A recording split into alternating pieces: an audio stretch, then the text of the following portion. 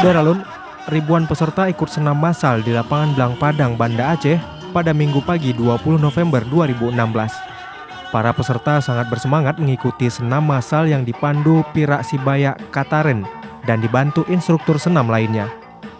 Kegiatan ini terlaksana atas kerjasama Harian Serambi Indonesia dengan Universitas Terbuka dan Yayasan Jantung Indonesia Provinsi Aceh.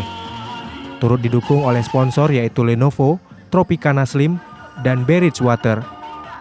Senam massal diikuti pelajar, mahasiswa-mahasiswi dari berbagai perguruan tinggi, pegawai instansi pemerintah dan swasta, serta masyarakat. Selama 1 jam lebih, peserta diajak mengikuti senam jantung sehat yang dimodifikasi dengan aerobik. Setelah mengikuti serangkaian acara senam massal, peserta menunggu pengundian hadiah. Dari Banda Aceh, Budi Fatria, Serambi On TV.